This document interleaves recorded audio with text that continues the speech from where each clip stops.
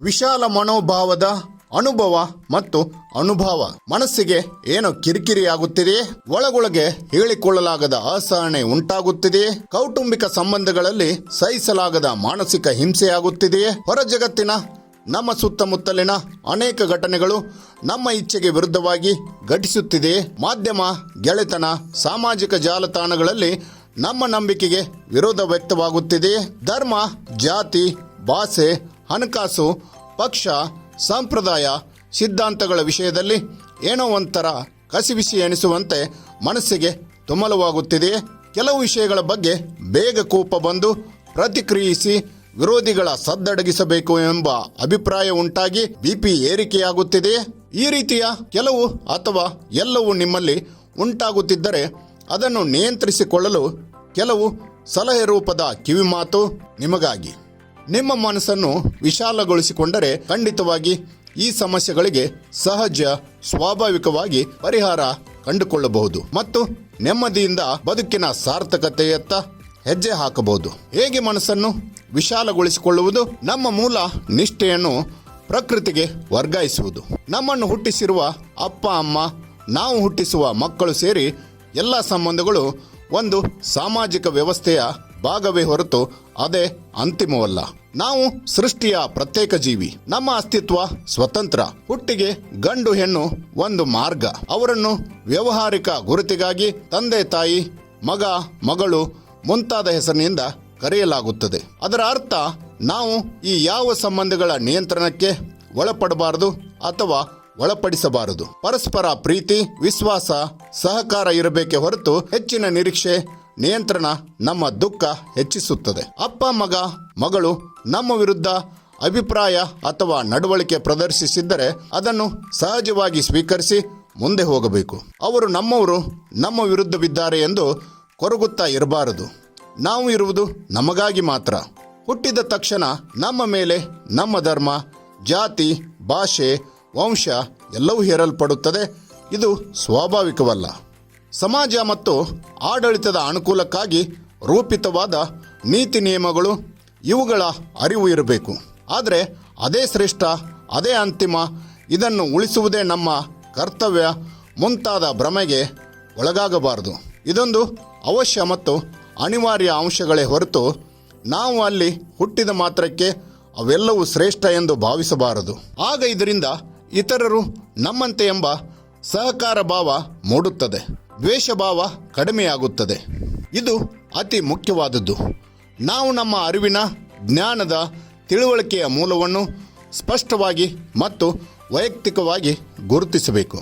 ಅಂದರೆ ನಮ್ಮ ತಿಳುವಳಿಕೆಯ ಮೇಲೆ ಹೆಚ್ಚು ಪ್ರಭಾವ ಬೀರಿರುವುದು ಯಾವುದು ಎಂದು ಗಮನಿಸಬೇಕು. ತಂದೆ ತಾಯಿ, ತಾತ ಅಜ್ಜಿ, ಮಾವ ದೊಡ್ಡಪ್ಪ, ಅಣ್ಣ ಅಕ್ಕ ಮುಂತಾದ ಸಂಬಂಧಗಳೇ, ಅಥವಾ ಶಾಲೆ ಮತ್ತು ಅಲ್ಲಿನ ಉಪಾಧ್ಯಾಯರು, ಅವರಲ್ಲಿ ಒಬ್ಬರು ಅಥವಾ ಎಲ್ಲರೂ ಆಗಿರಬಹುದು, ಅಥವಾ ಬೀದಿಯ ಊರಿನ ಆಕರ್ಷಕ ವ್ಯಕ್ತಿತ್ವದ ನಾಯಕ ಯಾರಾದರೂ ಆಗಿರಬಹುದು, ಅಥವಾ ಪೌರಾಣಿಕ ಇತಿಹಾಸದ, ವರ್ತಮಾನದ ರಾಜಕೀಯ, ಸಾಮಾಜಿಕ, ಧಾರ್ಮಿಕ, ಸಿನಿಮಾ, ಸಾಹಿತ್ಯ, ಸಂಗೀತ ಅಥವಾ ಇತರೆ ಯಾರಾದರೂ ಆಗಿರಬಹುದು, ಅಥವಾ ನೀವು ಹುಟ್ಟಿದ, ಓದಿದ ಯಾವುದಾದರೂ ಧರ್ಮ ಅಥವಾ ಧರ್ಮ ಗ್ರಂಥಗಳಾಗಿರಬಹುದು, ಅಥವಾ ಬುದ್ಧ, ಬಸವ, ವಿವೇಕಾನಂದ, ಗಾಂಧಿ, ಅಂಬೇಡ್ಕರ್ ರೀತಿಯ ಯಾರಾದರೂ ಆಗಿರಬಹುದು, ಅಥವಾ ನೀವು ಬೆಳೆದ ಅಥವಾ ನೋಡಿದ ಪರಿಸರವೇ ಆಗಿರಬಹುದು. ಇದರಲ್ಲಿ ಒಂದು ಅಥವಾ ಎಲ್ಲವೂ ಆಗಿರಬಹುದು.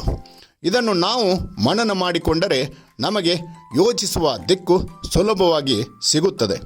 ಹೇಗೆಂದರೆ, ನಾವು ಯೋಚಿಸುವುದು ಒಂದು ಮೂಲವಾದರೆ ಇದರ ಇನ್ನಷ್ಟು ಮೂಲಗಳು ಇವೆ ಎಂದು ಅರ್ಥ ಮಾಡಿಕೊಳ್ಳಬಹುದು. ಇದರಿಂದ ಮನಸ್ಸನ್ನು ವಿಶಾಲಗೊಳಿಸಲು ತುಂಬ ಸಹಾಯವಾಗುತ್ತದೆ. ಈ ಎಲ್ಲದರ ನಡುವೆ ವ್ಯಾವಹಾರಿಕ ಜಗತ್ತಿನ ಅನಿವಾರ್ಯತೆಯನ್ನು ಮರೆಯಬಾರದು.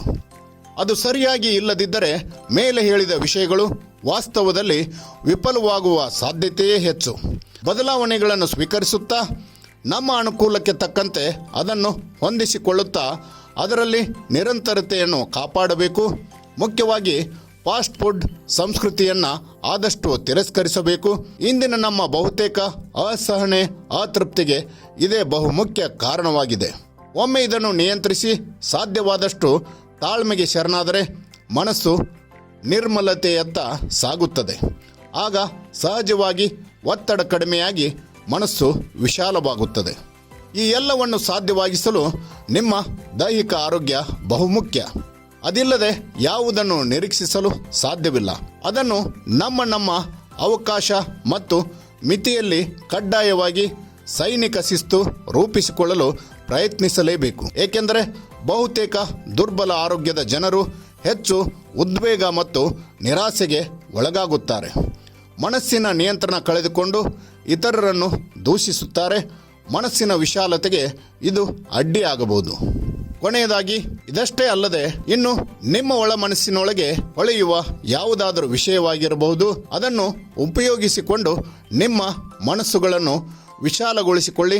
ಖಂಡಿತವಾಗಿಯೂ ನಿಮ್ಮ ಜೀವನ ಮಟ್ಟ ತನ್ನಿಂದ ತಾನೇ ಈಗಿರುವ ಸ್ಥಾನಕ್ಕಿಂತ ಉತ್ತಮ ಮಟ್ಟಕ್ಕೆ ಏರುತ್ತದೆ. ಆ ಪ್ರಜ್ಞೆ ಒಂದು ಅದ್ಭುತ ಮಾನವ ಪ್ರೇಮದ ಸಂಕೇತ, ಸಮಾಜದ ಪ್ರೀತಿಯ, ದೇಶಭಕ್ತಿಯ ಅನುಸಂಧಾನ. ಸಾಧ್ಯವಾದರೆ ಪ್ರಯತ್ನಿಸಿ. ಪ್ರಬುದ್ಧ ಮನಸ್ಸು, ಪ್ರಬುದ್ಧ ಸಮಾಜ, ಜನರ ಜೀವನ ಮಟ್ಟ ಸುಧಾರಣೆಯ ಗುರಿಯೊಂದಿಗೆ ಮನೆಗಳಲ್ಲಿ ಮತಗಳಲ್ಲಿ ಪರಿವರ್ತನೆಗಾಗಿ, ಮನಸ್ಸುಗಳ ಅಂತರಂಗದ ಚಳವಳಿಗಾಗಿ ವಿವೇಕಾನಂದ್ HK ರವರ ಬರಹವನ್ನು ಸಾದರಪಡಿಸಿದ್ದೇನೆ. ವೀಕ್ಷಕರೇ, ಈ ಸುದ್ದಿ ನಿಮಗಿಷ್ಟವಾಗಿದ್ದರೆ ಹೆಚ್ಚಾಗಿ ಶೇರ್ ಮಾಡಿ, ಲೈಕ್ ಮಾಡಿ.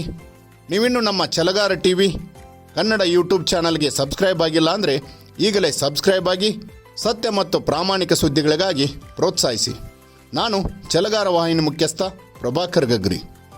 ಧನ್ಯವಾದಗಳು.